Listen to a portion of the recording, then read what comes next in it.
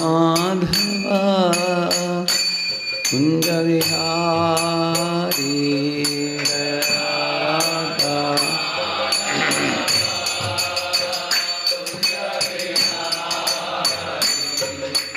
राधा माधवा कुंज विहारी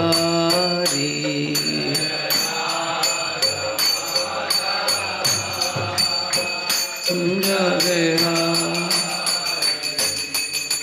गोपी जना वल्लभा गिरिवरधारी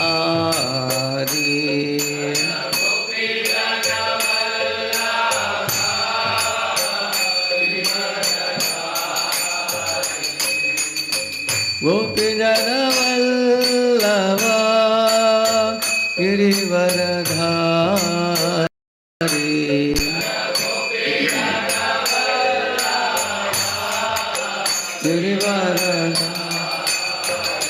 यशोदानन्दना व्रज जनरञ्जन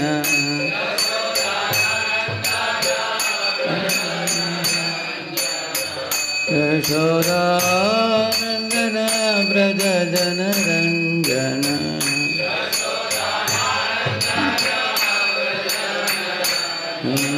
तीरा वनचारी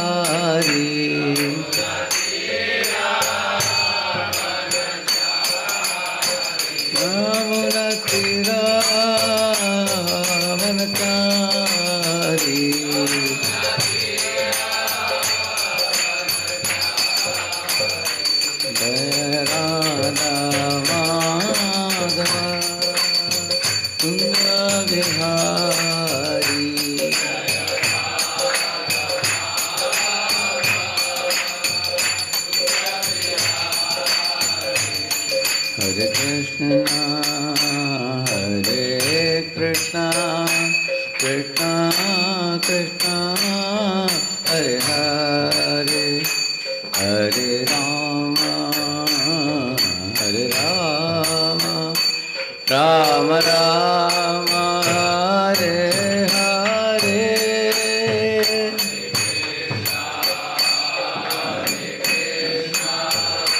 Krishna Krishna, Hare Hare, Hare Rama, Hare Rama, Rama Rama,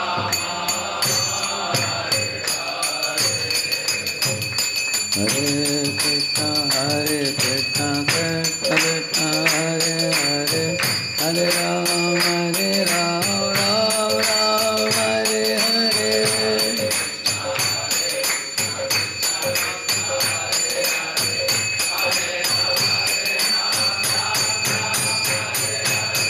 Hare Krishna, Krishna Krishna, Hare Hare, Hare Ram, Ram Ram, Hare Hare, Hare Krishna, Krishna Krishna, Hare Hare, Hare Ram,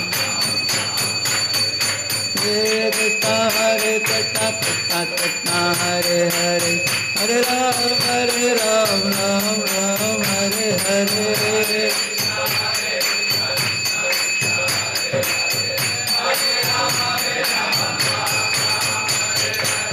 Radha Madan Mohan, Radha Madan Mohan, Radha Madan Mohan, Radhe.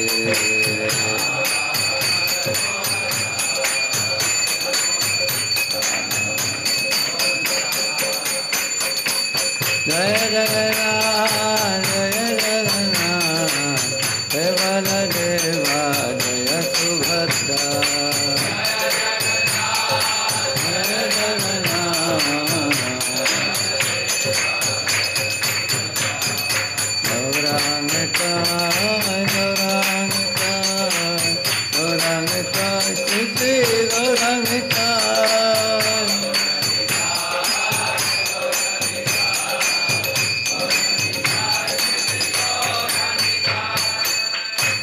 पावन हरिनाम संकीर्तन की अनंत कोटि वैष्णव वृंद की श्रीला प्रभुपाद की समावेत गौर भक्त वृंद की कलियुग Harinam Sankirtan ki.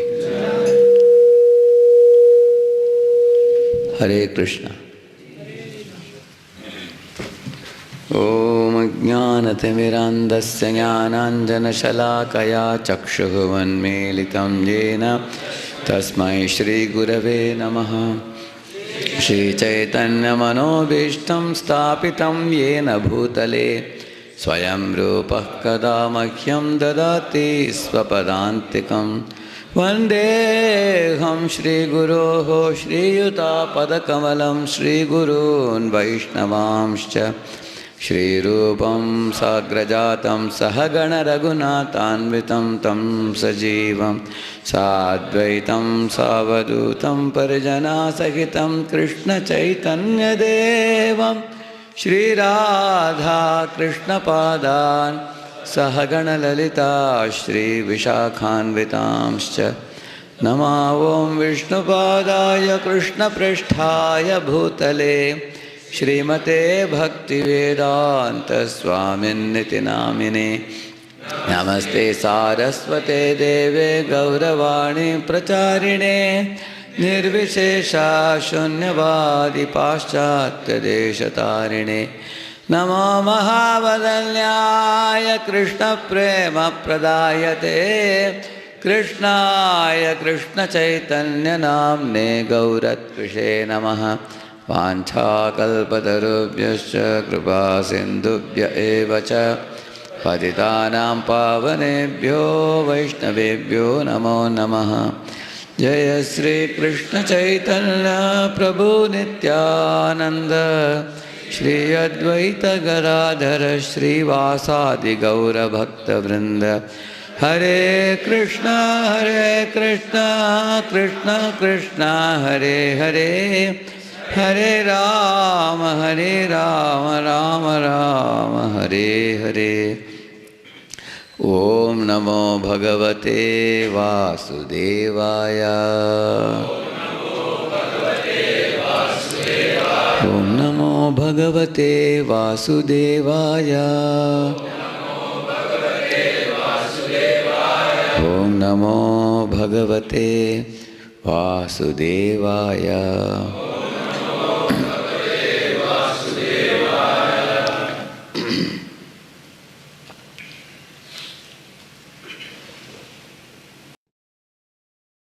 In our learning of any knowledge in any field, when you try to go for advanced knowledge and you find difficulty or struggle, then one has to revisit the basics. I remember in my 8th standard once, my father was an English teacher and a maths teacher also in the college. So in my 8th standard, I became curious to see what is there in 12th standard, mathematics book. So one day I took out the maths book from my father's cupboard and I opened it and it was all elongated yes. Yes. F of x, f of y, f of z, like that. And all over the book it was like that. Lot of summation signals, summation integral equations. So I developed a phobia for mathematics after seeing that. And I was one day while eating dinner, I told my father that mathematics is very complex subject, very difficult, I said. Father said, what makes you think like that? Then I told him, I saw this book. He said, who told you to see that book? No. He said, you are in 8th standard. You are only allowed to see 9th standard book. He said, in your vacation time. Then, how many of you have experienced when you are going from 8th to 9th, the 8th standard book becomes very easy, the 9th appears little difficult. Correct, na? And then after you finish 9th, 9th becomes easy, 10th becomes a little difficult like that. But then we are given upgradation in knowledge gradually. So that like the algebra comes before calculus. In this way we can advance further. Without algebra, directly you go to calculus. You can't manage it. You have to go from first you learn ABC letters. Then you learn to make words properly. PUT, put, DUT, but. You can't ask why but, we don't say. Isn't it? Therefore you have to learn the words. Then afterwards, you have to learn to frame sentences. Then you can write poetry after that. Similarly, in the path of spiritual life, learning the ABC, it's like, shloka recitation, children also can do that. Huh? And learning to frame the words means trying to know the meaning of the shlokas. Then forming sentences means understanding, you know, the general message of Gita or something like that. And then as you progress in understanding of Bhagavad Gita, and then further you go ahead, then reciting Bhagavatam, or reading the pastimes of the Lord, that's like poetry. And it's a very advanced stage it is. And many times in bhakti societies, like for example, our society, the basis is bhakti, Shuddha bhakti. So you get to hear pastimes, and we may take this pastimes very cheaply, take it for granted, not knowing the gravity and depth. So many times we see boys taking to spiritual life, and they are struggling with chanting like anything. They're struggling with Krishna conscious practices. The easiest thing they can do is eat prasad, that's all. Other than that, everything is difficult. Rendering service, do you know, studying Prabhupada books, they say, I feel sleepy in studying, I feel sleepy in chanting, I feel struggle in doing service, I have struggled in interacting with devotees, I have interpersonal clashes. So why such things happen? Because there is a serious problem in the fundamentals, in the basics. Recently, when Elon Musk was asked a question about how he became so intelligent that now he is thinking of sending rockets to other planets, in interplanetary travel, he's embarking on, thinking on. And he's not only the richest man on the planet now, and he's also a very intelligent man, smart man. So how he became smart? So he was telling actually, he said when he was studying in the University of Pennsylvania, he did undergrad and postgrad. He had a thought of going for doctorate to go deep into subjects. But then he registered and then he cancelled it. And they asked him why you did that. He said, this college education, it doesn't allow you the fast pace in which you can learn things. They go by routine and they go slow because they have to accommodate everybody. And plus, you can't go deep and have a penetrating intelligence by simple, superficial reading of books. It's not possible. So he said, most of the great things that I learned one-on-one from people who have been in the field for several years. 20, 30 years they have been in the field, they have been doing it in that field, and they faced many challenges in that field, like physics, for example, nuclear physics, or astronomy. In these fields, they have been in the field. So he went and met them, sat with them, and asked intriguing questions to them, and learned from their difficulties and how they overcame their difficulties, and also the books written by them.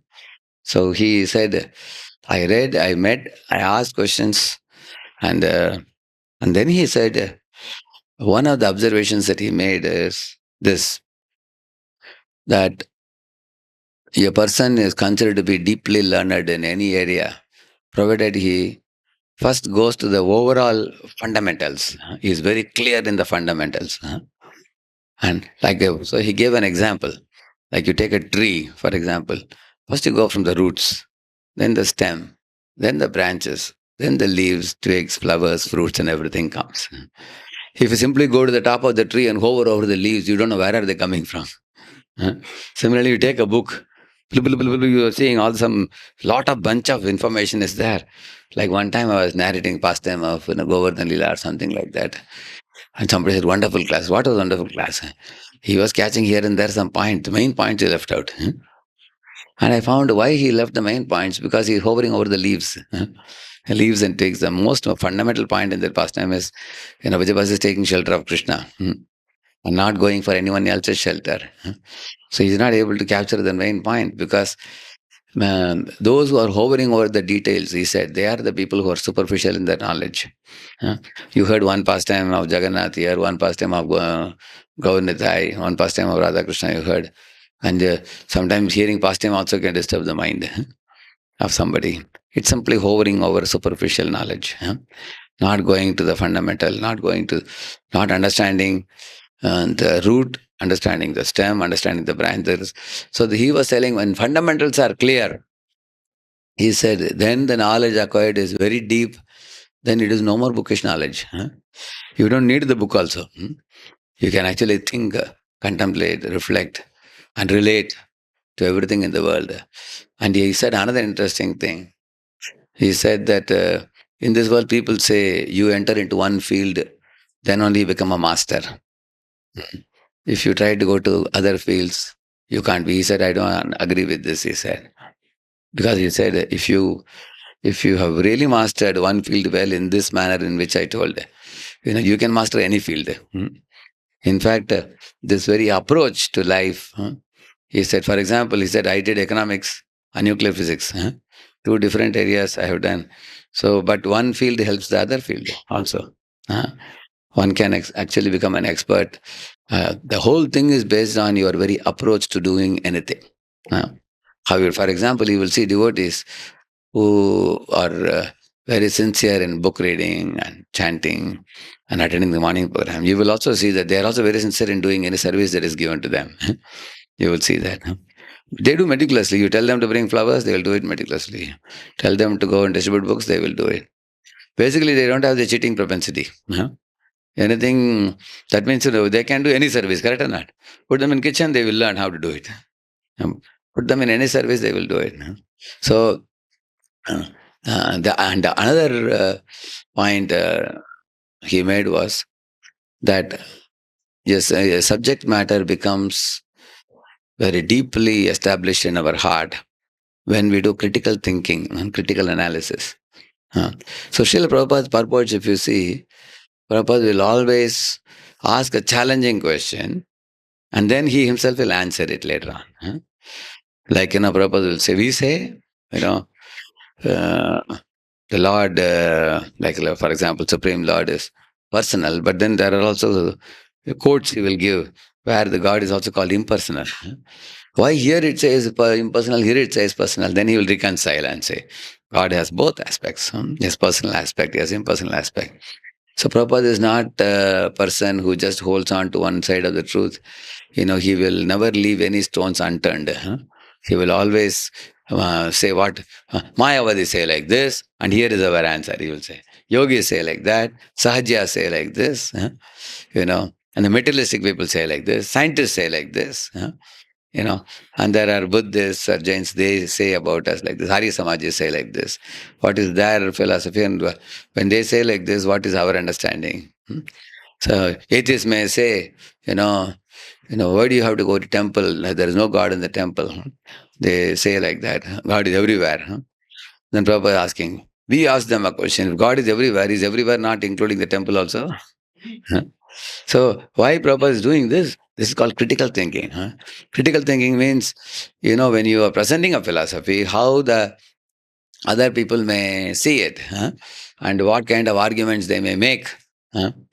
Like, Prabhupada says, some, atheistic scientists, they say that life comes from matter. One of my students was studying, Prabhupada says, in Illinois State University, he was doing his doctorate in chemistry or something. So one very big Nobel laureate came to give a seminar on chemical evolution. He spoke over 2 hours, after which my student, T.D. Singh, he asked him, sir, you said everything evolved from a chemical. So I give you all the chemicals in a human body. Can you assemble them and produce life? And the professor thought for a moment and said, that I cannot say. Prabhupada said, why you cannot say? Because you cannot produce. Isn't it? Because life never arises from chemicals. Life always comes from. So this is critical thinking.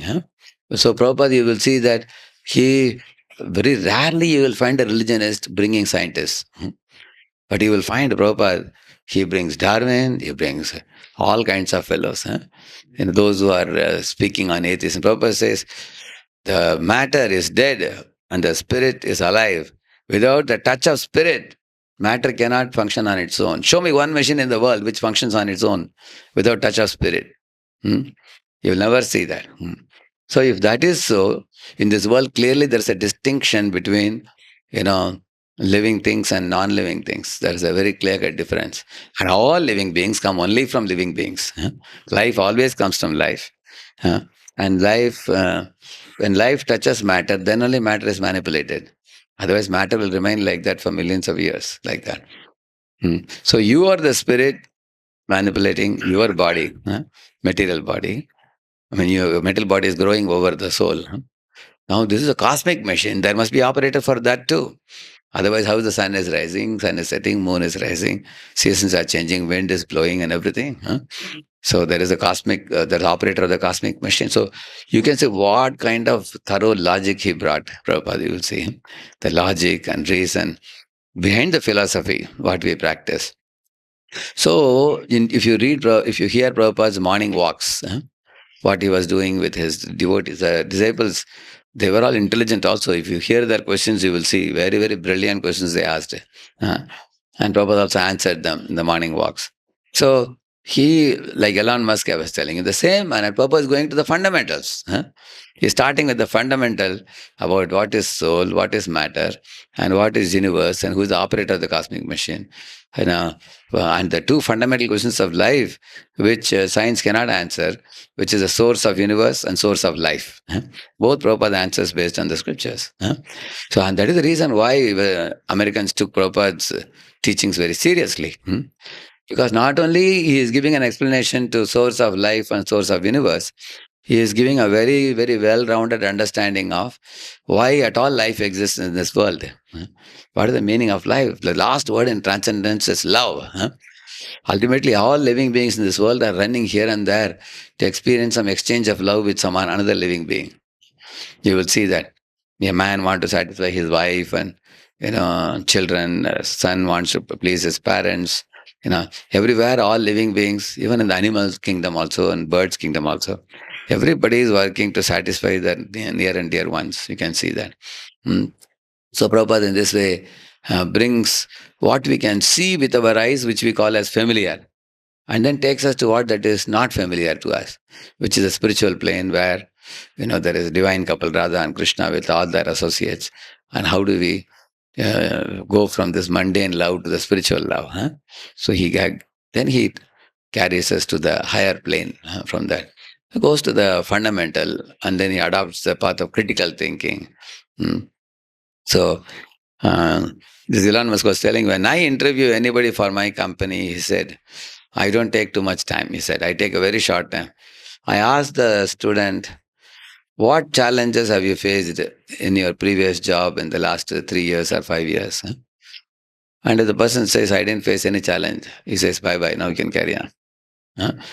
He says that unless somebody has faced challenges and they found out a way to, work on, rising above the challenge by thought process, then only all this innovation, creativity, endeavor, all that comes. Otherwise, there are many people who behave like robots. Like one time I gave a class for 1 hour. I asked the boys, what is your takeaway? Nobody opened the mouth. Everybody chup chap. Then I gave 3 minutes, 4 minutes. Not even 1 point from the class. You don't remember anything. So some of them looking at the watch. When can we go for prasad? That's the only question now. Yeah. That goes to show, that means they're physically present, mentally absent. So there is no learning that takes place simply by, in the same manner, don't think, if you say that I have read all the small books of Prabhupada or medium books of Prabhupada, there are many boys who participate in reading also. You may get it all read, but the reading is not real reading at all if it doesn't bring about a change in your heart, if it doesn't affect you. If the reading doesn't affect us, our personality, our life, and they bring about some positive change, then our reading is not reading at all. It's not reading at all. It is just eye wash. I have done the ritual of reading with everybody. Like either you feel asleep in reading, or you feel bored in reading, or you feel I am supposed to read You may read, join the online forum or whatever. Whether you're present or not, God knows. Especially in the online, all black boxes, God knows. So that type of reading is not reading at all. Actually, if your reading is really effective, what is the proof that your reading is effective? It will affect your personality. Uh, it'll put you to thinking. It'll put you to contemplation. It'll make you reflect. How is it relevant to my life and others' lives? So like Prabhupada met his guru. Prabhupada actually was a sincere Gandhian. Correct, no? In anything you do, one can be sincere. Correct, no? Like Prabhupada first he was a sincere Gandhian. When he became a devotee, he became a sincere devotee. Correct, no? So he was wearing khadi. He went to the college and Gandhi said, don't accept the degrees given by British people. And Prabhupada gave it up. Prabhupada's father also allowed. Okay, if you don't want to accept the degree, no need to accept. Prabhupada rejected the degree as a college student. Tell me how many Indian students will be ready for that? You study engineering, you are in the fourth year, and Gandhi says, don't accept the degree. Will you be ready? Huh. Most fellows simply work, make money, fill up belly, and take care of family and relax. That's all. Huh? It's very rare because he lived for a very great cause. He rejected the degree. He wore khadi. In those days, wearing khadi is not ordinary thing. If you are wearing khadi, that means you stand for a purpose. You say that we are Swadeshi people. We reject the British milk cloth. We will only wear khadi cloth. So he was very bold, very daring leader even at that time. So when he met his guru, Bhaktivinoda Thakur, who told him that you are two Englishmen, why don't you preach this message in English language to the people of the West? So immediately he asked the question, Sir, how will the people in the West take our message seriously? India is under foreign rule now. You know, unless we get freedom for our country, then how can we freely preach this message to the world? Then what his guru told was, Krishna consciousness is a spiritual wisdom. It is emergency. All jivas are rotting in this world, struggling and suffering, irrespective of which caste, creed, color, nationality, gender you belong to. All living beings are part and parcels of Lord Krishna. Hmm. So your preaching will help all the living entities. Today somebody is ruling India, tomorrow somebody else will rule, and the rulers will always keep changing. These are all fleeting phenomenon. We don't care about it. But the Krishna consciousness is eternal phenomenon. It should be preached at any cost to as many living beings as possible, not only to Indians, to all people of the world it should be distributed. So when he heard the Guru, Prabhupada was shaken up. He thought this personality has full conviction in what he is speaking. And then he says, on that day I accepted him as my spiritual master. He says, and then he also felt, the message of Lord Chaitanya is in the right hands. He was very happy. He said, he was telling his friend Naren, this personality, he he is a real guru, proper guru. He was very satisfied. And then immediately became a Vaishnava devotee. In one meeting, Desh Prem to Krishna Prem, promotion. Such a radical change, you can see that. That means he heard the knowledge well. That impacted him. Like when I told Elon Musk saying that you have to meet great souls and that will impact you. Here is the example. Prabhupada meeting his guru.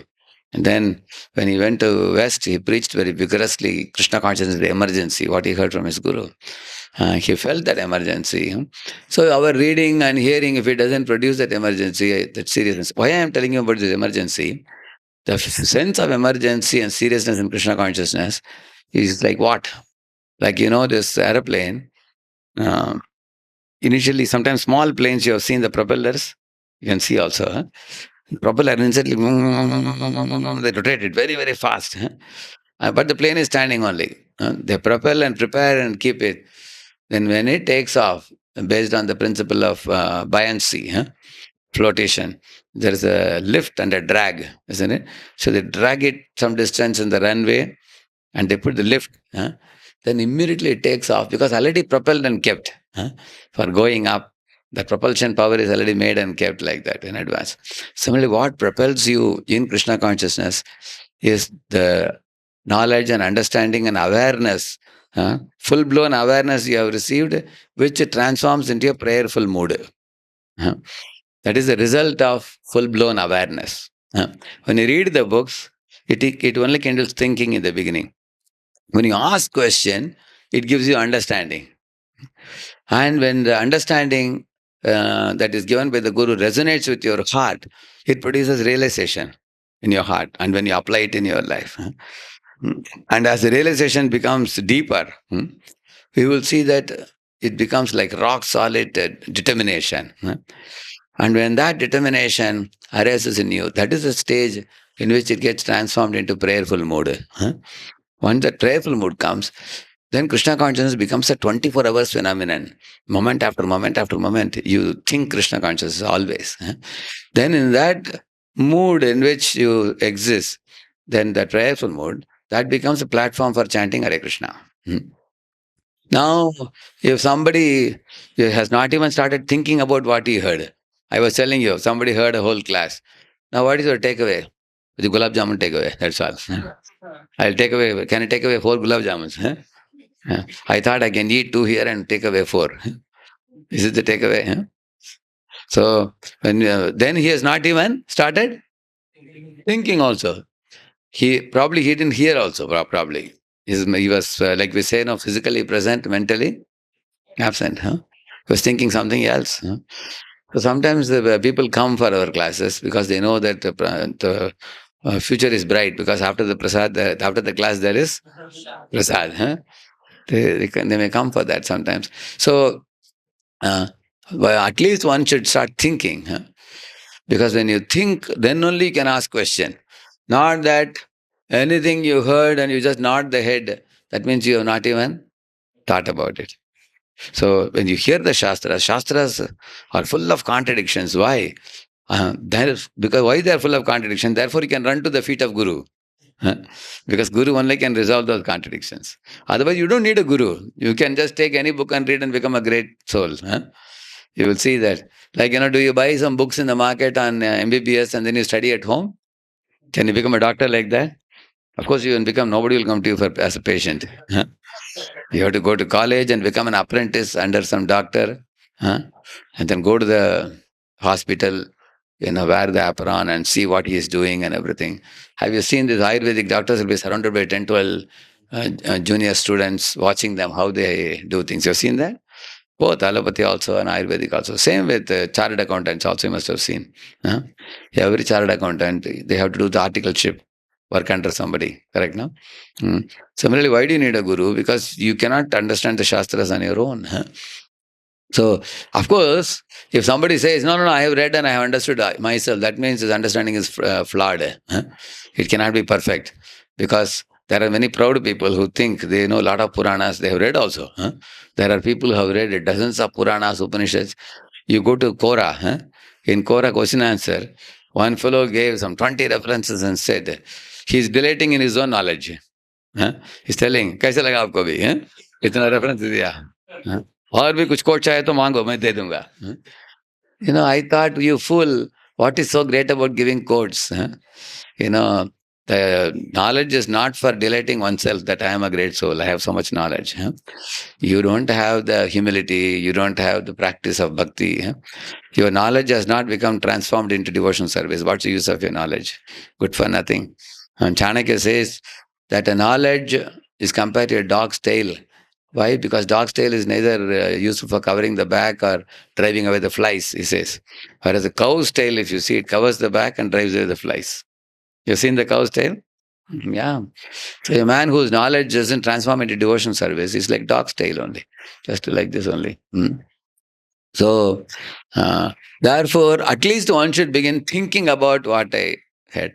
Therefore, how this thinking happens when you start a reading group or something. One paragraph you tell someone to read, and then you ask him, what is the summary? Or what is the main point? Some boy says that, Prabhuji, you should have told me before only that you will ask such a question. No. So you read it with understanding. Then afterwards you catch a point from that and say, Prabhu, this is the main point. Okay, if you are to give a heading for this para, what heading you will give? Okay, this paragraph talks about how jnanis and yogis do tyaga. Karmis do bhog. Whereas bhakta neither does bhog or tyag. A Bhakta actually takes everything and uses in Krishna service. And the Bhakta artificially doesn't renounce or artificially doesn't enjoy. Whatever is in this world, devotee sees, he knows everything belongs to Krishna. Uses in Krishna's service. So, and this is called Yukta-vairagya, Prabhupada, right? So if you have to give a heading to that, what all headings you can give for this?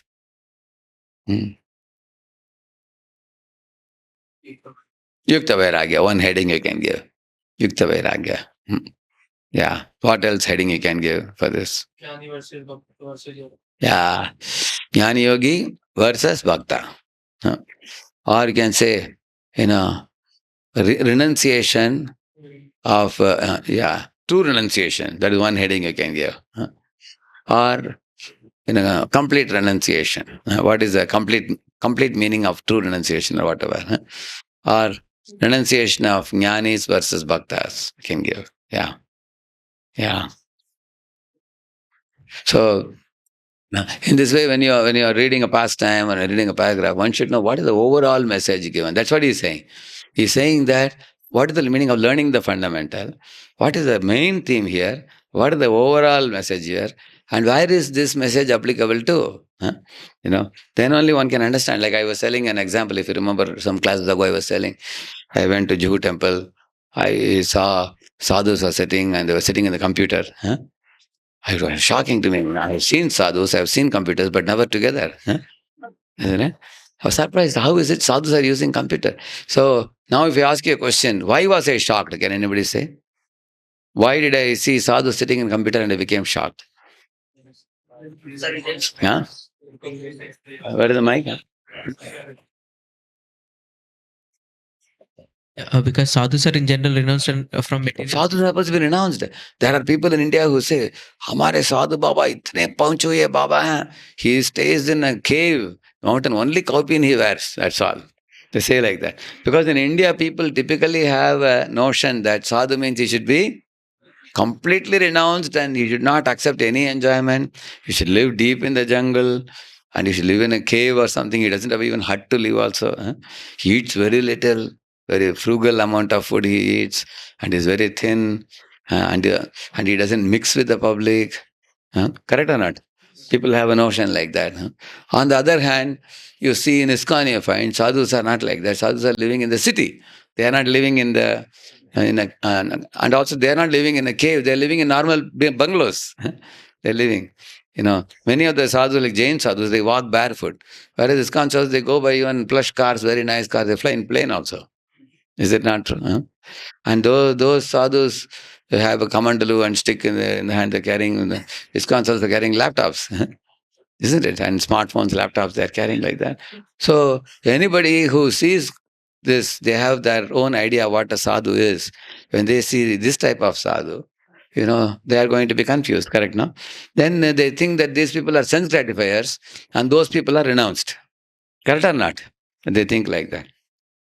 So then how will you defend the ISKCON sadhus who are living a apparently opulent life? How will you defend? So this kind of question should come in the mind, correct, no? So that was a question which came in the mind because I had my own cooked up idea of what a sadhu is before coming to ISKCON. I had an idea because that is the kind of idea which was given to me. Kaupinavanta, Kalubhagyavanta, Vedanta Sareshu Sadaramanta. This is Mayavadi sadhus. They say that, if somebody can only wear a kaupin and sit in a cave and always relish the Vedanta, message by studying and analyzing the Vedas, he's the most Bhagyavan. Kalu Bhagyavanta. He says how Bhagyavan he is. Mayavadi say that. Shankara's people like that. So I thought this is the kind of sadhu Baba one is supposed to be. So with that idea, when I saw the ISKCON sadhus, I was like bewildered. Now, any of you tell me now, I am a bewildered boy coming to ISKCON temple and seeing, and you are the preacher there. I am asking you a question. Same question I am asking you. How will you respond to me? Yeah. How will? Although they are using so many things, but they are not attached to those things. Okay, they are not attached to these things. Okay. I don't want to liberate myself. Okay, yes. I want to liberate everyone. Okay, I don't want to go and live in a cave and take care of myself and my own moksha. but I want to live in the city and reach this message to so many suffering souls and take them back to Godhead. Very good. Behind? Give the mic.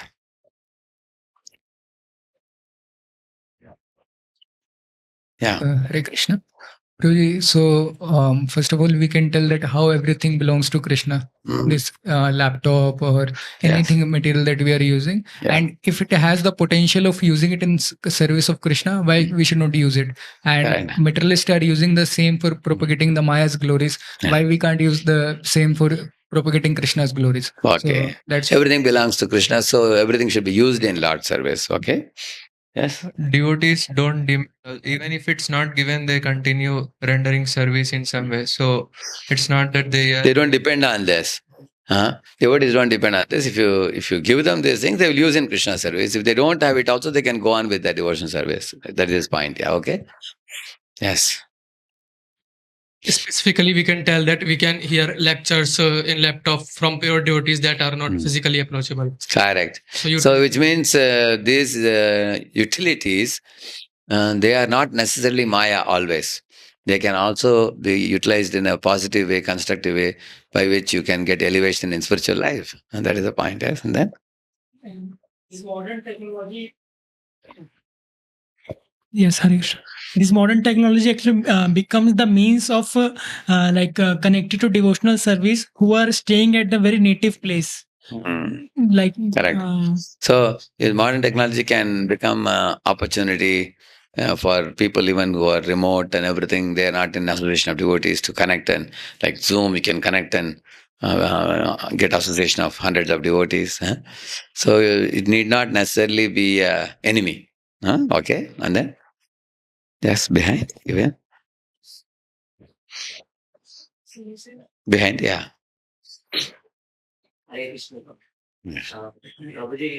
No, sound is not coming.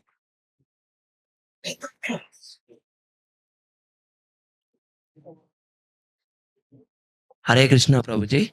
Technology is like a salt, Prabhuji. If we are too much salt, also may be damage to our health. Okay. And salt a little bit can be satisfy our. Same like that, we can use in good way and bad way. If we are using technology for the Krishna consciousness, means we are for learning something we are using. Prabhuji. Yeah, correct. Yeah. Correct. We can use it in a good way. Yeah, that's true. So, yeah. Last. Like Hare Krishna. So when someone asks like why sadhu means should not use laptop, so what we can say is like even though we were not using for ourselves. That correct. is to preach, because when something is available for others, they'll try to exploit. Correct. Those things. And also we can say like even we are sadhus and preaching, we are also being monitored by senior devotees so that it won't be harmful to us. Yeah. Very good. That's nice. Yeah. So yeah, there are two more hands up. Give them. Here. Yeah. Mm-hmm. Yeah. Yes. So basically nowadays people come to social medias and they want to shift it to cities. And basically they want the opposite for the sadhus. They don't want sadhus in the social medias. They don't want sadhus in cities. So basically they are trying to move out of and like slowly and slowly diminishing our voices. Okay. So they want to diminish Krishna consciousness and just come to city and enjoy. So therefore we should be available to serve them.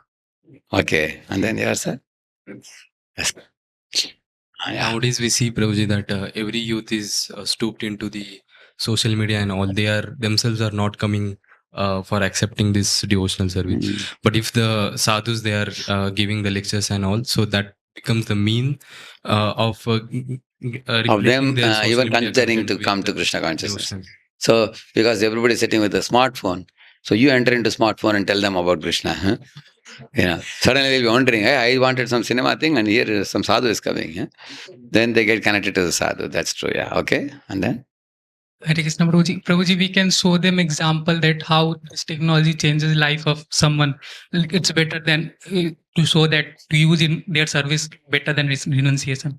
Correct. Good idea. That's a good point. So it can be used positively. Yeah. There's one last one hand up behind. Yeah. Prabhuji, as they also say that the sadhu should remain detached from the material things. So, but when all these material things they come in contact with Krishna, this complete material world does not reflect as a material world, but as a spiritual world for the sadhus who engage this material world into the service of the Lord. Oh, beautiful, powerful. This is one answer I was looking very close to what I was looking for. Thank you. Haribo. See, what I would give answer to this question.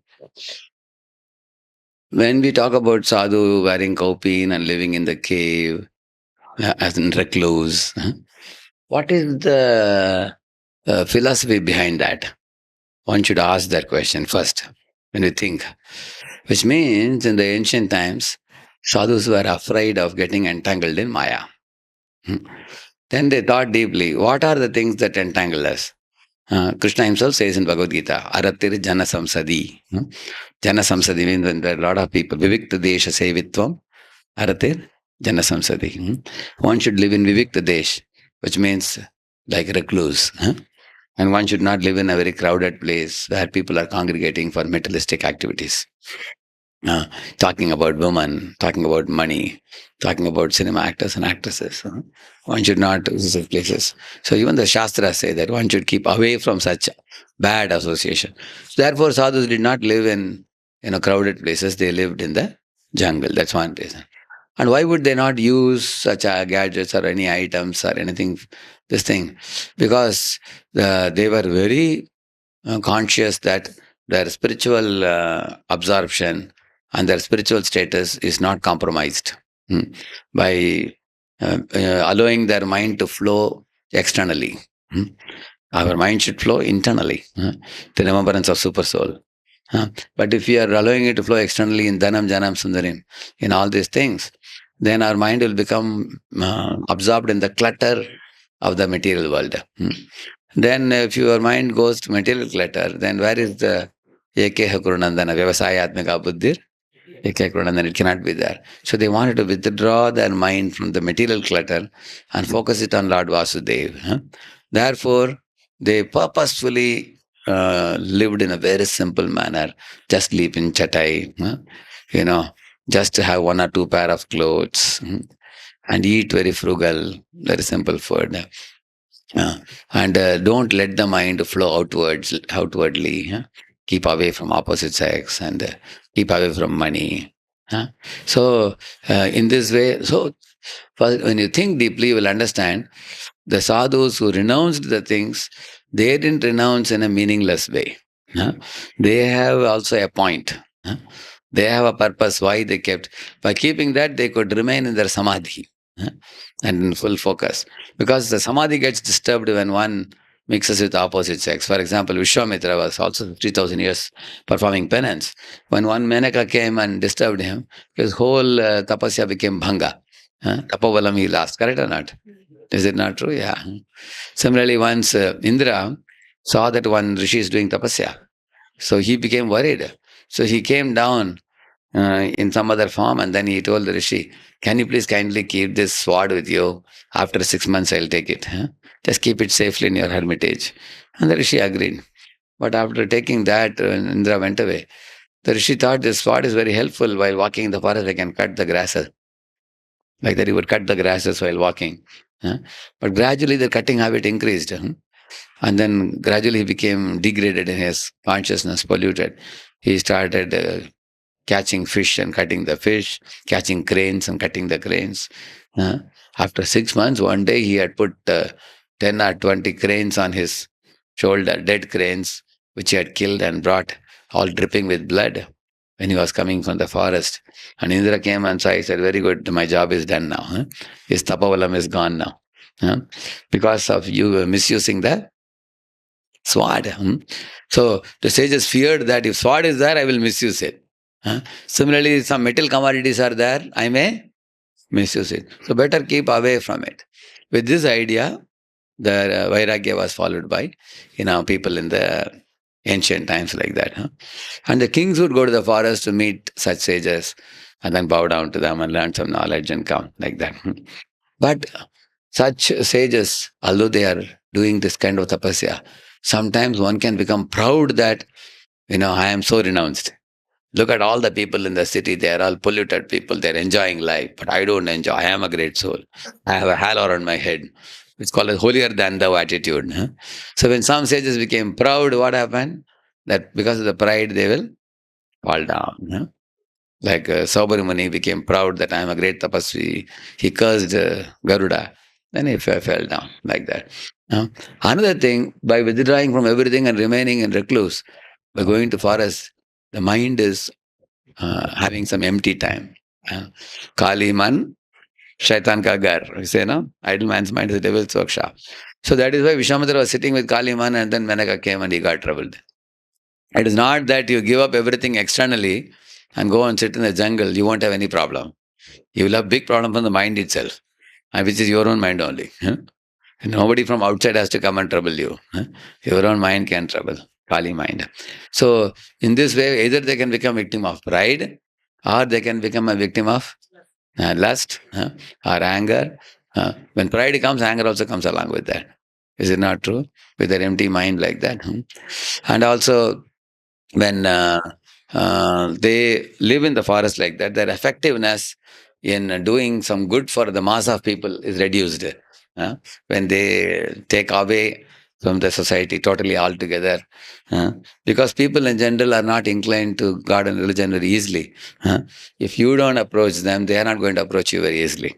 Like when a doctor goes to a home of a patient when the patient is too sick. Correct, no? And Kali Yuga patients are actually sick. We have to go to the home. They can't go to the hospital also. For going to hospital, you need to be little healthy and little sick. Correct, no? Too much sick, then doctor has to go home. Therefore, the rishis and munis have to come out of the forest and come to the city and approach the people, go in the marketplace and do Harinam Sankirtan and all those things. Correct, no? So, the principle of vairagya is to make sure that the material component doesn't damage your spiritual practice. So, Srila Rupa Goswami thought that merely giving up the material commodities is called Falgu Vairagya. Like, for example, somebody, like one boy took a vow that Kartik month I will not eat sweets. But he came for Mayapur Yatra. So he was sitting, Mahaprasad, when they opened the eyes, and then he looked at his friend. He's eating 3 sweets. He saw that he's eating 2 sweets. I don't eat any sweet. I am a great soul in this way. He told both of them, see, you guys are all slaves of sweets. But look at me. I don't touch sweet for the entire Kartik month. Is it a great thing? No. It's like a pinch of poison added to milk. Krishna will not like that type of bhakti when you become proud. Correct, no? So, austerities are not for show off. Austerities are for purification. It should be performed for the pleasure of the Lord. So, therefore, Rupa Goswami said that instead merely renouncing the things of this world and sitting in the jungle can also make you fall down. Because you are carrying your mind and 5 senses with you to the forest, which are like thieves. They can also trouble. On the other hand, if somebody's purpose is clear, that my purpose is to please Krishna and Guru and I have no other purpose, then such a person can accept the things of the world and do work, but do it all as an offering to the Lord. And that's what Lord Krishna teaches in the 6th chapter of Bhagavad Gita. What is the verse he says? Na karmanam anaramban naishkaryam purushoshnute nacha sanyasanadeva siddhim samadhigacchati. So he says there that, it's not that a sadhu, na karmanam anaramban, he doesn't do any work.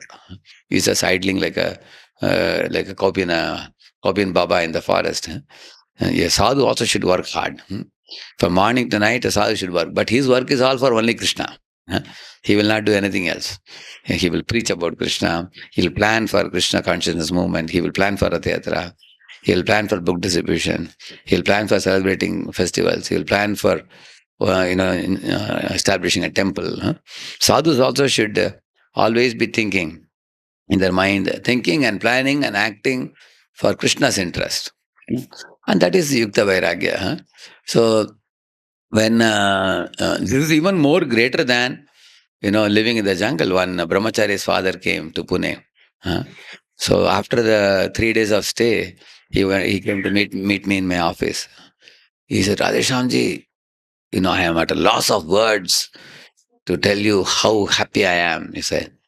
And then he said, you see, in your big ISKCON NVCC Pune temple, there are thousands of people visiting every day. There are so many young girls, scantily dressed, many of them, modern dress and everything they are dressed, they're coming here. And you have so many brahmacharis wearing saffron and sadhus here, living in the same premises. They are walking, ladies are walking, men are walking. And these brahmacharis are peacefully chanting their rounds and attending morning programs, studying Shastra, going out and preaching. He says, this is impossible even in Vedic times. In Vedic times, when sadhus would be living in the jungle, 50 miles radius, no smell of woman. 50 miles. The Gurukulas were made like that. You will never look at a woman. The only woman you can see are Tulasi and cow, that's all. Nobody else you will see. But here you people are living in a campus which is in the heart of the city. And he said, my son is also a Saffron Brahmachari. He is the father of our Ram Sevak Prabhu in Pune. So he said, my son is also a Brahmachari. But I am amazed, he said. You people are so fixed in your goal of Bhakti Yoga for Lord Krishna. He said, this is far more difficult than Vishwamitra also, he said. Vishwamitra did 60 years. If you guys, 60,000 years he did. If you guys can remain in this ashram for 50, 60 years and live, I am convinced you will go back to Godhead, he said. This is not because, see, Vishwamitra was sitting in the forest, one Menaka came and troubled him occasionally. Here you people are sitting in the temple every day, you see day in and day out, so many coming, going. That means to reject the beauties of the opposite sex and then be focused on, not only that, but with all these gadgets. You people have laptop, you are also in social media many times. You are also moving in the city, going in vehicles and flying in planes, accepting the commodities of this world, but remaining like a drop of water on a lotus leaf. Is it easy? Not at all easy. Therefore, most sadhus cannot do that. Therefore, they give up. Why they give up? Out of sight, out of mind. Therefore, they go to forest. But you people are not going to forest. You are ready to live in the city. Accept these things also. So that there are people who cannot deal with opposite sex. If they say that if they have to talk to a woman, they get immediately affected also.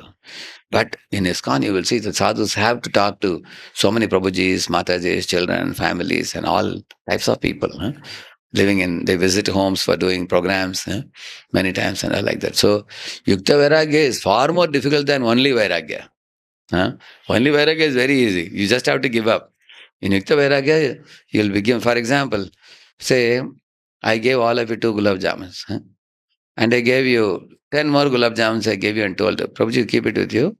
In the evening, some new boys may come. You may give them, keep them. You will see 90% of the people cannot keep the 10 gulab jamuns peacefully.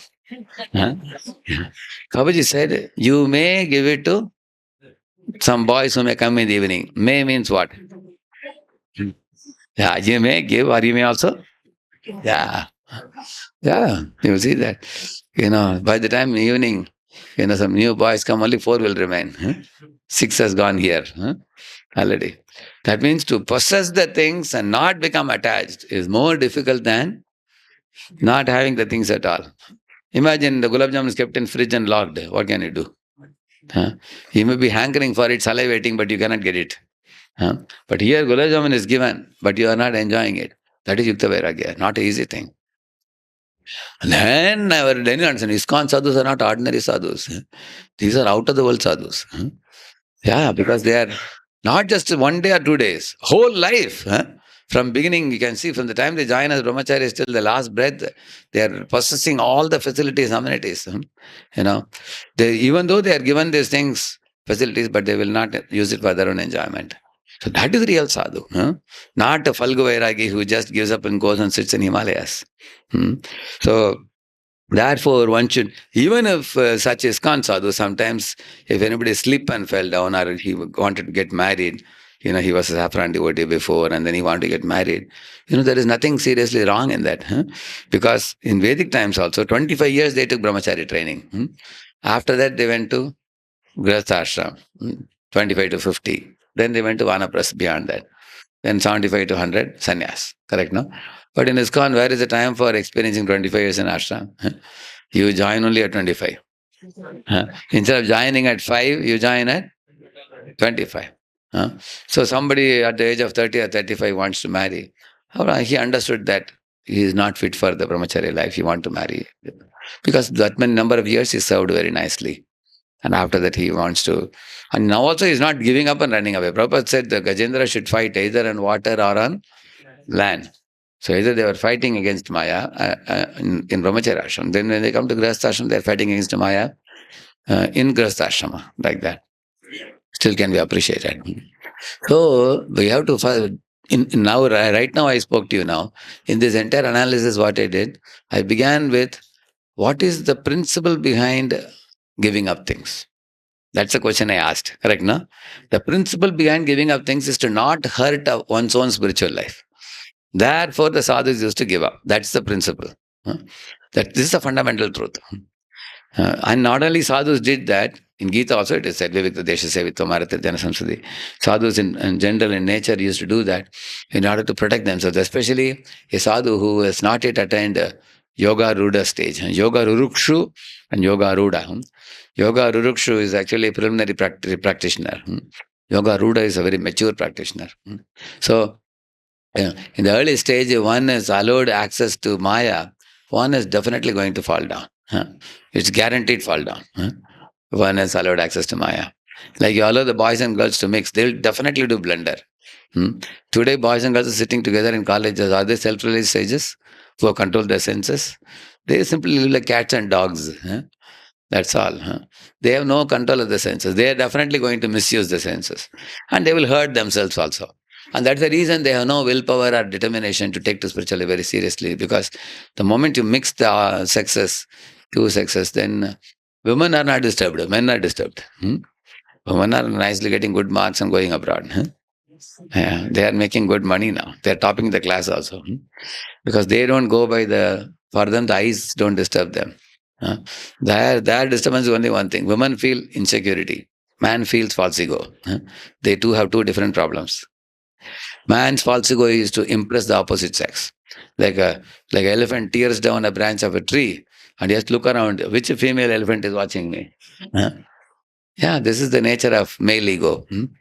Like if you see the eagles flying in the sky, if a male ego is looking at a female eagle and proposes that I want to marry you, then what the female eagle will do, she will go down, pick up one twig of a tree, one stick. She'll bring it up. Then the male eagle also will go up. After going very high in the sky, she will fly away from the male eagle like this, and she will drop that. And the male eagle should go zoom like that and catch it and bring it and give it to her. 3 times, not once. And then again she will take it, go to another place and drop it there. Zoom like that he will go. Pick it up and give it to her. So 3rd time when he does it, she will say, okay, I'll marry you now. Because you're a very good hardworking fellow. Yeah, you will make good money and take care of me. See, I don't know how even animals and birds have this sense. You can see that, correct, no? So that means male eagle has to prove to female eagle that for your sake, I will do anything. So the women want this only. They want a male who can serve them very well. Who can listen to their problems and he will give them good commodities.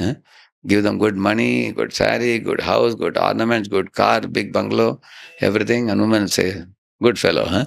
He's a good fellow. So women are insecure and fearful that I should get a man who can supply me my demands. And what is male ego? Somehow I have to impress the opposite sex. So this is the whole world made up of. You will see that in this world. So therefore, when boys and girls are brought together, they are going to misuse their freedom. Because even the rishis, munis, they refrain from the free indulgence with the opposite sex. In ISKCON society, although we may have to sometimes talk to the members of opposite sex, we do it for service. That is more difficult than, just living in the forest with no smell of woman for 50 miles radius. Correct, no? You understand what I'm saying? So understand the principle of renunciation and then principle of Yukta-vairagya. This is Yukta-vairagya is much more advanced platform. The reason is how a devotee is able to do this. Because devotees have developed such a faith in Krishna, faith in the words of the Acharya, and they have developed love for the Lord, that they are able to possess these things and not indulge in them. Huh? That's the only way possible. Whereas the jnanis and yogis, they don't have love for Krishna, they don't have affection for the Lord, they are only concerned about getting rid of the sufferings of the material world and going to Brahma Jyoti, correct, no? Because of that lack of that love for God, they have no ability to handle these items. On the other hand, devotees, they have given their heart to the Lord. They will say, my dear Lord, for your sake, I am ready to accept this danger.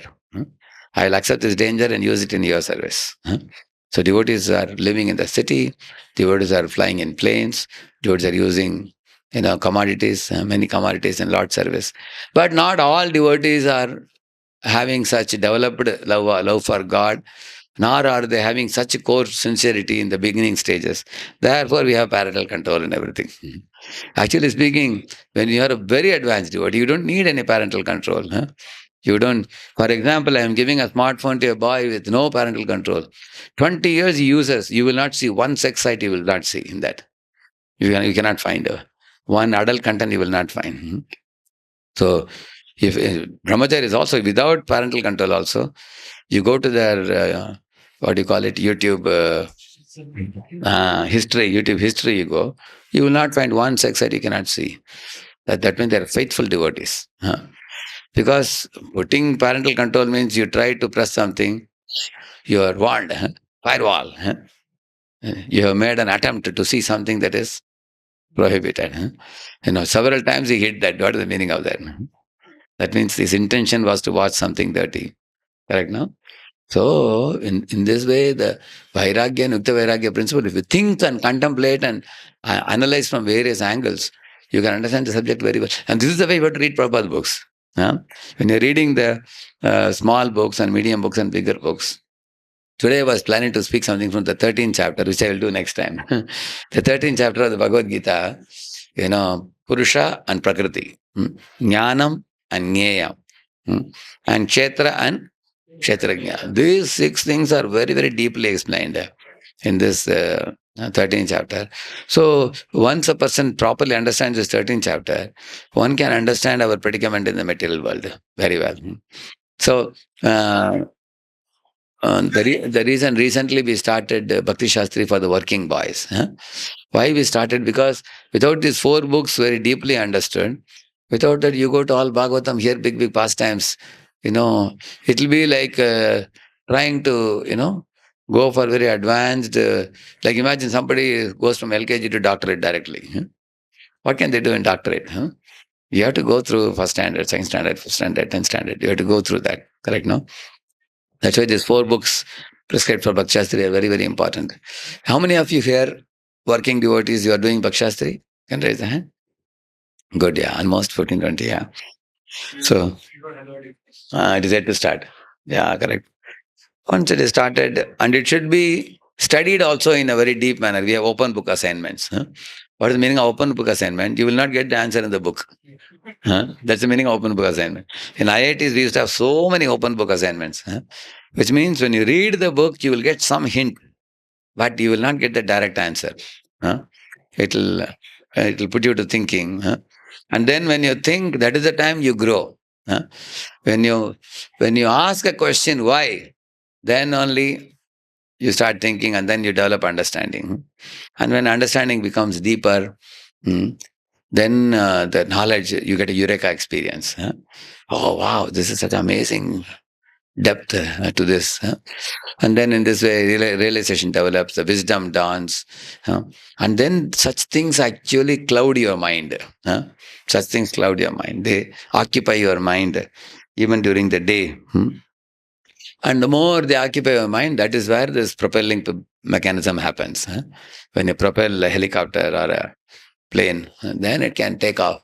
Similarly, once the thinking has led to understanding, understanding has led to even more deeper critical thinking. Understanding is not just one understanding. There are layers of understanding. You can understand at this level, then at this level, then at this level. There are very fine understandings also.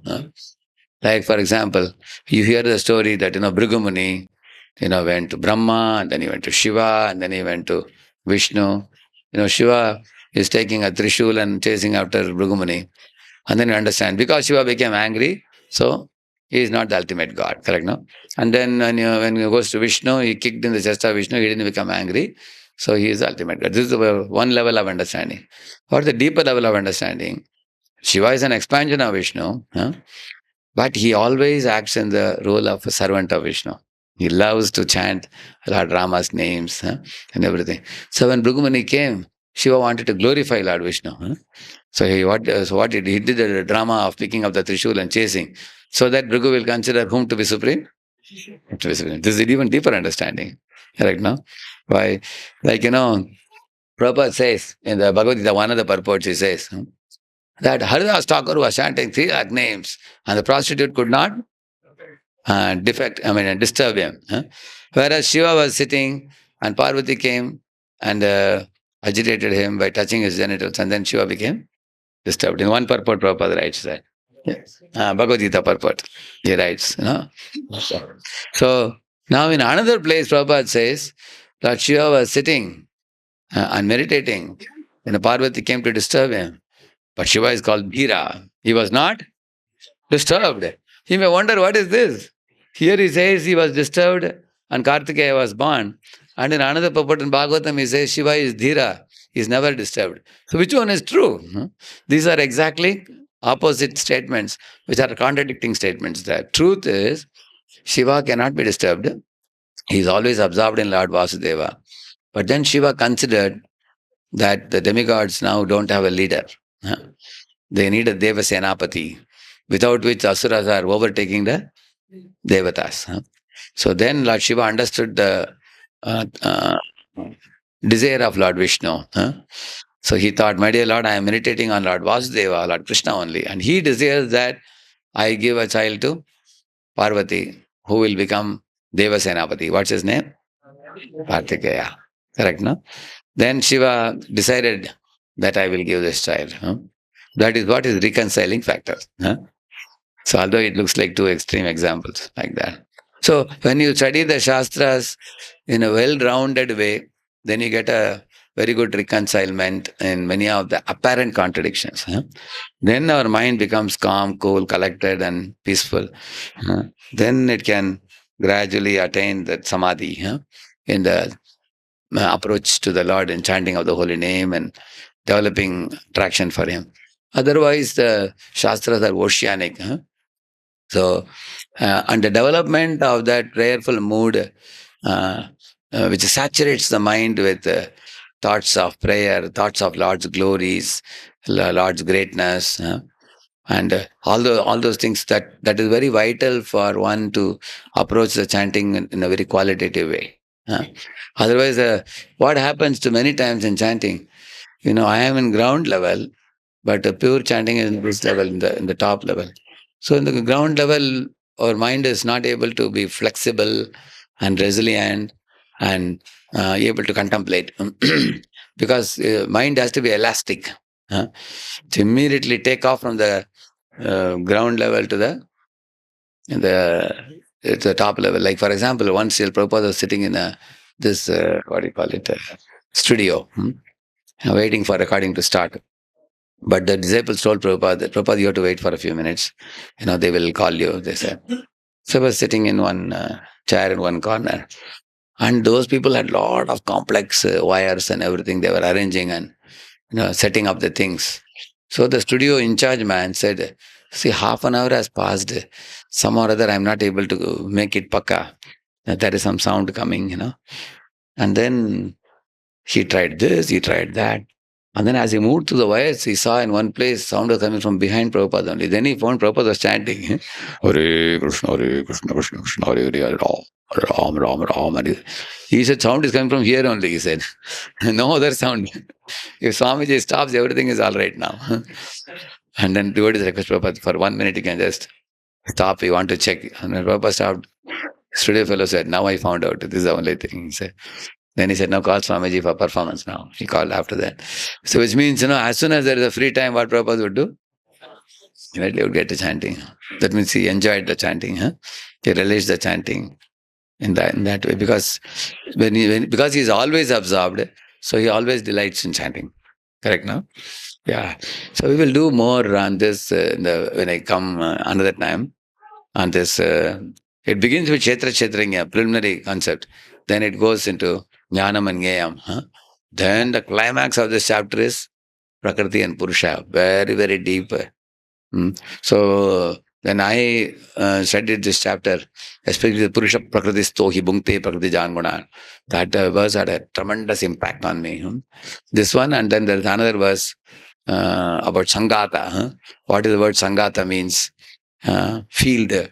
The field that is given to every jiva for utilizing the way he wants to utilize.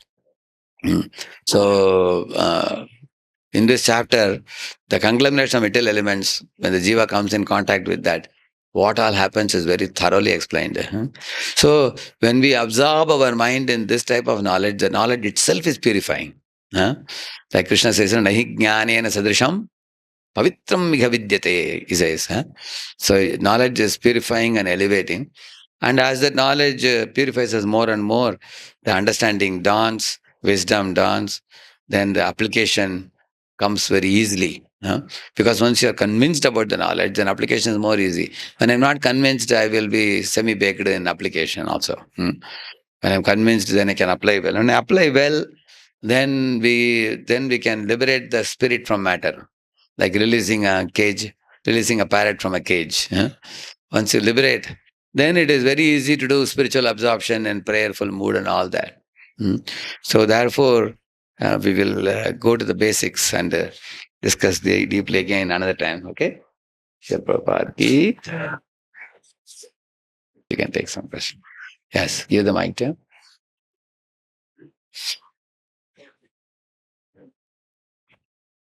Hare Krishna, Guruji. Thank you for the class. Thank you.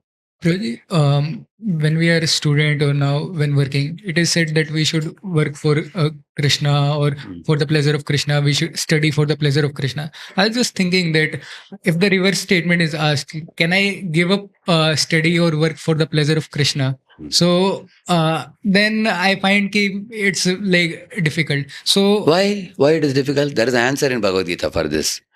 You can give up your work for pleasure of Krishna. I'll tell you which is a verse.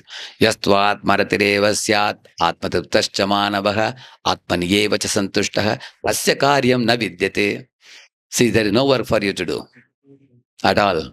If you qualify for this three things, what is it? Yastu atmaratireva syat. You are atmarati. That means you delight only in the soul. Atmataptascha manavaha. You don't derive satisfaction from anything in this world other than Atma's activities. Atmaniyeva cha santushtaha. Tasya karyam na vidyate. If you are a student whose delight is only in the soul, absolutely. Shankaracharya left home at the age of 6. Madhvacharya left home at the age of 8. Correct, no? So why these people were allowed and society cannot criticize them? Because they were following this verse. Yasmat varatireva syat atmataptasya manava atmaniyeva santushta. Why we scold the students? You cannot give up because they are not in this level of realization. Answer is there in Gita. So why I am saying this, you can ask any kind of cross question, Shastras have answer. You ask a question, I'll tell you, I'll immediately give a quarter shloka for you. Yeah. Yeah. So just in this, my question was even if you ask a Vittandabad question also, Shastras have an answer. One fellow asked Prabhupada, Swamiji, you always say Krishna is Kandarpa Koti Kamaniya Visheshoma, is very beautiful.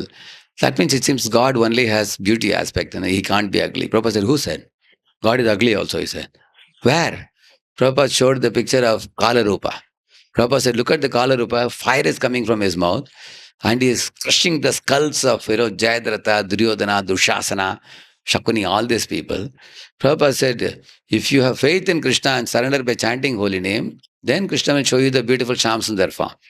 But if you don't surrender and become an Asura, then you will get to see ugly form. You can go and see that. For everything there is an answer.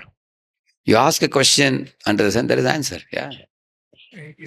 So, Guruji, my point was like this: when we say that I'm working for pleasure of Krishna, or I'm studying for pleasure of Krishna. So, is it I'm really doing for pleasure of Krishna when I don't have the capacity to give it up for pleasure of Krishna? Like, if the situation is Oh, for example, say you are not so advanced, but you have love for a guru.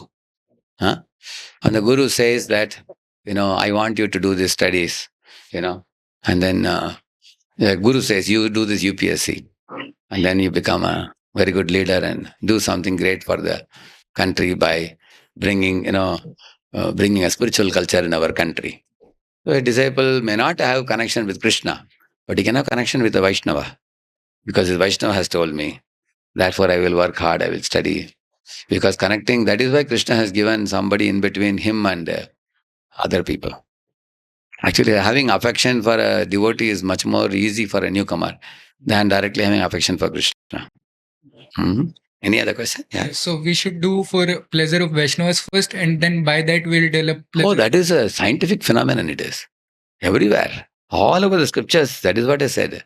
Tasmat paratanam devi tadiyanam samachanam. What is that word? Aradhananam sarvesham Vishnur aradhanam param tasmat paratanam devi tadiyanam samarchanam. The best form of worship is worship of Vishnu. Better than that is worship of his devotees. Mad bhakta puja abhyadika. Worship of me is great, but worshipping my devotee is even greater. He says. There is another one, Adi Purana, which says that those who call themselves as my devotee are not my devotees. Krishna says. But those who are devotee of my devotee, they are my real devotees. He says that. So this is a repetitive phenomenon in the scriptures. Any other question? Yeah? Yeah. Hare Krishna, Prabhu. When we read scriptures and contradictions come, so different devotees give different explanations. So in my... Whenever they give different explanation, you have the right to ask them for reference. Because sometimes they may speak from their own understanding. Correct, no? Then you can ask Prabhu, can you please kindly give a quotation either from the shlokas or from Prabhupada's lectures, something like that, some reference. Yeah. Yes, Prabhu. Same feeling comes like like different acharyas also give different explanation. Yes. So in mind, that feeling comes that they are speculating, or these are just who is speculating? In mind, feelings come like acharyas are speculating. Oh, that is your speculation. Yeah. Correct. Because Acharya, who is an Acharya? Acharya is not ordinary Tom, Dick and Harry. Correct, no? The Acharyas, when they are writing commentary, we have no adhikar to access it. The first mistake we did was to go to Acharya's commentary. First, actually, we have not learnt ABC and we want to write a poem. Nowadays, one young boy, one kid came and showed me a poem. I've written a poem. I said, you are so small. How you wrote a poem? He said, I told ChatGPT to write a poem. He is showing a ChatGPT's poem. So then I told him, I will give Gulab Jamun to ChatGPT. So, similarly, you suddenly open, directly open Acharya's commentary and read. First, you have to go through the Prabhupada's commentary first. You understand Prabhupada's commentary, ask questions and grow in that. And when Prabhupada says, now you have completed, like recently, one of our devotees, Sudhamanath Prabhu, he finished Bhagavatam and Chaitanya Charitamrita fully. Now he came and asked me, Rashampu, can I now read Vishwanath Thakur's commentary? I'm studying for the Bhakti Vaibhava exam. I said, wonderful, because you have completed once through at least Prabhupada's purports and everything. You can definitely go, because he started with small books, then medium books, bigger books. He has a track record. Every single day, minimum 1 to 1.5 hours he reads. For many years he has been doing. Now he completed all Prabhupada's books once through. He came and told me. Now when he's reading Acharya's commentary, then it is not that by reading we understand. That's a wrong notion. It is a super soul in our heart who gives us the understanding. Understanding is gifted to us. It is not achieved by us. So if we are in achiever mode, even in chanting or in reading, then we'll be blinded many times. And we will end up thinking Acharyas are speculating or anything. But if we approach in a prayerful mood, Acharya's commentary, then it will reveal. Like I told you, example of Shiva and 2 examples I told you. Yeah. Like that pastime come of Putana, like why Krishna closed his eyes. So Correct. There are different explanations Correct. that we hear from devotees. So see, Acharyas give 10 reasons why Putana closed her eyes. Now, what is my understanding of Acharyas? Acharyas are actually directly seeing the spiritual world in their samadhi. There is a Siddha Deha, there is Sadhana Deha. We only have access to which Deha now? Sadhana Deha. Have you awakened our Siddha Deha? No. So when your Siddha Deha is awakened, you can leave your body and go to spiritual world. And you can see these activities. And what is in Krishna's heart, that also you can see. Like we say, Dharmasya Tattvam, Nihitam Guhayam. Mahajano yena gata sapanta. What means the deepest secrets in this world, if you want to know, that is there in the heart of such Mahajana devotees who are pure practitioners. So they can see the pastimes. We say, Sri Radhika Madhavayor Apara Madhurya Leela Vanarupa Namna Pratikshana Swadana Dolu Tasya. Every moment they are meditating on Krishna's activities and pastimes. Therefore, Krishna reveals to them these points. Krishna says, why am I closing my eyes? So Krishna is speaking to them and they are writing down. Like Govinda Pasha. Lord Govinda spoke and Baladev Devbhushan wrote it down. He said that. And we trust their words. Like Prabhupada says, I didn't write any of my books. How did I write the books?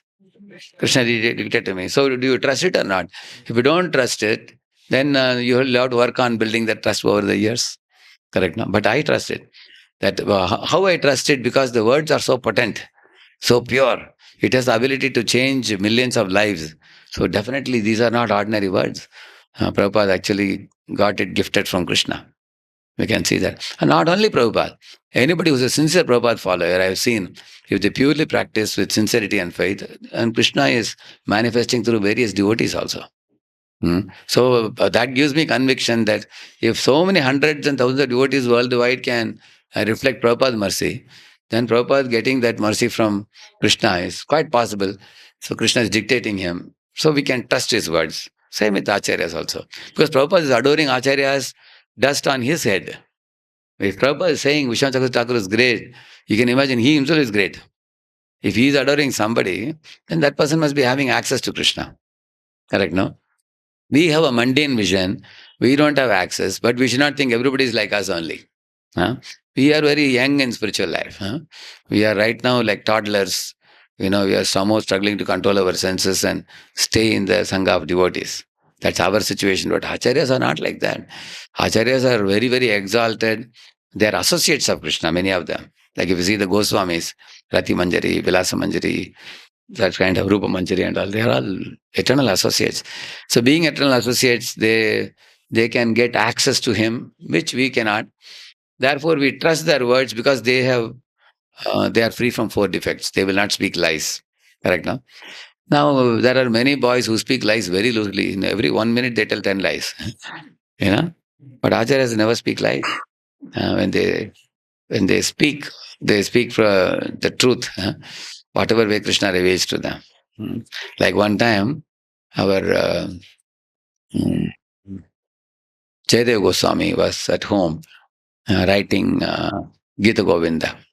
So one vision came to him where, Radharani is sitting and Krishna is putting his crown at her feet. And tears are coming from Krishna's eyes and falling in Radharani's feet. He is extolling her devotion. He says, oh Radha, in this world, there is no one who is a devotee like you. You are completely sold out devotee with zero expectation from me. So he's glorifying her. That verse goes like this. Karala Mandanam, Mamashirasi Mandanam, like that it comes. Dehi Pallava Mudaram, like that it comes. So one line manifested in his heart and the vision manifested. And he said, my Lord, what apacharam? It's very bad. Krishna is master, Radharani is the servant. Why is my mind giving a wrong vision that Krishna is bowing down to Radharani? This is not proper. So he immediately put his pen down and he told his wife that I'll just go out and come for a few minutes. So he went out. He didn't feel nice. He thought it's a wrong realization he got. But then, meanwhile, Krishna assumed the form of Jaydev Goswami and came to his home. And then went inside and he told his wife, oh, wife, please get my pen. So she said, oh, you said you're going to market. You come back quickly? So she gave the pen. So he took it and Yeah, he wrote that, completed that verse. Huh? And then he again said, now I am going out. He said, he went. And then again he came back. Huh? Then when he went to his wife, the wife said, what is this? You're going and coming, going and coming. You didn't go? She said, no, I never came. He said, no, you came just a few minutes ago. You only went and wrote. Then he went to see the pen and the pad. There he found the verse completed. And he was shocked. Huh? Oh, Krishna himself came in the form of? Yeah, that is why Jagannath loves the Gita Govindam, which is, they make it like in the Harinam Sadar, like they write the Gita Govindam and they put a turban kind of thing for Jagannath, isn't it? So you can see the Acharyas, what they want to write, Krishna came and filled it. That this goes to prove that Acharya's realizations are one with Krishna's thoughts. Correct, no? We can give many such examples we can give. Yeah. Yes, one more hand was up. Yes. Hare Krishna, Prabhuji. Thank you for the wonderful class. Prabhuji, my question is, when we are trying to distribute some books, so I personally came across this question, people used to say, we already have one. Which one we have? That book we are Bhagavad give Gita. them. Oh, when you are giving the Bhagavad Gita to them. So what you can tell them, see, there are more than 800 commentaries of Gita. But this Bhagavad Gita, what you are giving you, what is the title put outside? Bhagavad Gita? As it is. So this commentary is very special for two reasons. One is you can show the Guru Parampara. It's coming in Parampara. So the authentic knowledge is coming, just like in our electric pole. Electricity comes from one pole to another pole. Finally, you see the bulb here glowing. Bulb will not glow if there is a disconnection. Similarly, you are getting this knowledge in Parampara. Today, within 4 years, this Bhagavad Gita had an impact in the whole world. Thousands of people became devotees. Hippies became happy, you can say that. So that is one reason why you should take this Bhagavad Gita. Second reason, Swami Prabhupada actually left India and went to America. And he preached in America to Americans and made them devotees. So while writing the commentary, he kept in mind the situation of the modern day youth. So the purports he has given are very relevant and relatable to our life. Whereas if you take Gorakhpur Bhagavad Gita, it is only translations. Whereas here the purports are there, pictures are there. And you can also go to the back of the Gita and you can take the index and then spot out a shloka. You can ask him any one shloka beginning, you tell me, they will say Karmanyeva Adhikara. So, okay, show them. Here is Karmanyeva Adhikara, say page number. How to locate the shloka, you can show. Wow, if I know the shloka, I can locate immediately. Not only that, there is also a subject index also. You want to know about the mind? Go to the word mind. All the references about mind are given. So this is like a 1,000-page book. And ask them, see, if a book is 1,000 pages, if it's a computer science book, how costly will it be? Correct, no? It will be at least 600, 800 rupees, correct, no? Sometimes 1,000 rupees also sometimes. But this book is how much? Just 300. So it's much cheaper, correct, no? Like that you can say. And also you can show the picture and Devotional verses displayed by childhood to boyhood. Now you see, where are you in this? You will say, I am here. Huh? Oh, so you were also a small baby before. Huh? Then you were a small boy. Now you are in this stage now. Eventually you see body, what is it going to go through? Huh? You want to know what's going to happen in future? You become old. And before it drops to ground, before that you should learn this Gita. Huh? You should complete it. They will say, give me one. Huh? And give me one for my papa also. They will take two. Correct now? Yeah. Yes. Similar question, many people ask for, they want to give some less money, they bargain. So when should we think of giving them and when should we? Generally, in India, people want cheap and best. That's a nature. So when we give books, especially in corporate areas and all, when you give a book, they will ask you how much. Generally, we say you give whatever you want. Generally, people give 500 or 1,000, they give. But you can give whatever you like. Then they'll give you 200 or 300, they may give, some of them. But many give 500 also. Many people, especially in signals, they give 500 very easily. So what you can do, in case you are getting excess money from one person, and another person wants little for lesser money, not a problem. Like somebody gave you 500, so another person wanted in 200, we can give. Some people are poor also. Sometimes when you are selling, they are eager. Like even my spiritual master wanted to buy a Krishna book. He had no money. So he did the bakshish. He went and begged people for some alms. He collected money and then he purchased a book. Correct, no? So sometimes you may come across a good soul. If you think that the soul person is very inclined, I may give him even free also, in case he's sincere seeker.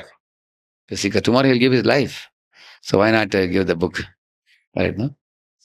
But we have to make sure that we don't just give free to everybody. I don't know what system you all adopt here. Generally in temple, when I put a table, I have made bundles of books. This set is 100 rupees. This set is 200 rupees. The two sets I have. So the books cost like 110 and I give it at 100. Another set cost 220 or 230. I give it at 200 and I have taken permission from the temple. So two sets, I tell them the 230 rupees worth of books, you're getting it at 200 because they said they're getting it as a bunch like that. So Indians, even 10 rupee can save, they buy. Indians always want to save something. Some concession they want like that. So nowadays, money is flowing like water and many people can afford to buy. They can buy. But if somebody is very stingy fellow, but he is adamant in buying, we can give, not a problem. Yeah. Yes, here behind, yeah. Hare Krishna, Prabhu. Thank you so much for developing the critical understanding interest. So, as mentioned, that one of the devotees was giving the example of salt. So, similarly, I think Prabhuji, the not having or having a less critical understanding can give us a very superficial understanding of the subject, and overusing the critical understanding can also distract damage. It can lead to damage. For example, if you go out to distribute Prabhupada books, you will face some challenges, and the challenges will strengthen your convictions because it forces you to depend on Krishna. But if you don't go out, you remain a very superficial devotee. You don't grow much. Aaj ki Anand ki jai. That's all. Just chant, dance, take prasad, relax. Then we don't grow much. We remain with butter feet. But when you go out, face challenges of people and they ask critical questions, you make an effort to answer, come back and ask the seniors and everything. But at the same time, when you go out, somebody picks up a heated argument with you and you also become heated. According to Madhyamadikari standard, one should keep away from atheistic people. Upeksha, you should do upeksha. But if you are going to persist on arguing with them, they are arguing like a dog's tail. They are not going to agree. Because they don't want answers, they want to prove to you. And a lot of public surrounds you. Then that kind of so-called critical thinking and asking questions is more blasphemous. Then we are giving them chance to blaspheme. And we also make our hearts very hard by scolding them or taunting them and things. And public also gets a bad reputation about ISKCON. So in order to avoid this scenario, what we should do is, we should quit that place. Like once I was in Pune station, I boarded a train. So while distributing books, one fellow in the train asked, "Hey, you are Hare Krishna wale?" Yes, yes. Then he became very envious of Krishna. He said, "Why Krishna told, Arjuna to send an arrow when Karna was extracting the wheel?" Actually, if you hear that, there are 10, 12 reasons Krishna says to Karna that you are the one who told Duryodhana to disturb Draupadi in public. You are the one who told Duryodhana to send them to forest. Like that, 10, 12 reasons he gives. And at that time, you didn't speak morality. Today, you are speaking morality. You will not escape with your life. Arjuna, finish him, he said. Like that, he said. So I was about to explain this. But this fellow was not in a mood to hear. And then he started bringing other things. Why Krishna is dancing with the gopis? Why Krishna, 10 questions he's asking. Then I said, "Sir, do you want to only ask questions and just give questions to me and send me away, or you want answers?" He said, "Humble kuch nahi sunna hai. Aap log aise," like that he was. Then I left him and went to other people. I started showing books to other people. They were buying the book. I didn't pursue him, and he was yelling also. I didn't care about him. Why I didn't care about him? Because if I also start pushing my answers to him, there will be a big fight. Then what will happen? People will not criticize him, they will criticize us. They will say that, "Arey sadhu log thoda shant rehna chahiye. Aap kyun jhagda karte hain unke saath?" They will say like that. So I didn't pick up, I just left him. This is an event which happened when I was brahmachari in Kunjibari temple. But prior to that, I'll tell you another example where once when I was distributing books, I used to go up to Lonavala, I used to go and then come back in the train.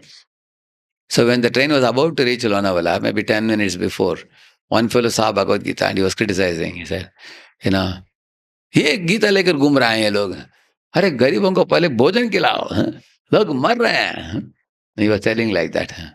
Then I asked him, भोजन खिलाकर क्या करेंगे, वो भोजन खाएंगे विष्ठा छोड़ेंगे. I said like that. Then other people are watching what I am saying, what he is saying. Then he asked me, अरे भोजन के बिना तुम जी सकते हो क्या? He was asking. Then I said, अरे भोजन भी चाहिए भजन भी चाहिए, दोनों चाहिए. भोजन खाएंगे तो कुत्ते बिल्ली भी खाते हैं, उनमें और हमें क्या फर्क है? Like that I asked him. Then he said, तुम्हारे गीता कुछ काम का नहीं है. He was telling.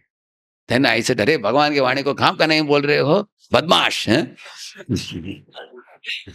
Then what happens? Back and forth, and all people are saying.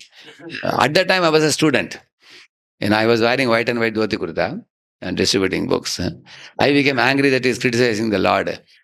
But the mistake I did at that time was I was unnecessarily agreeing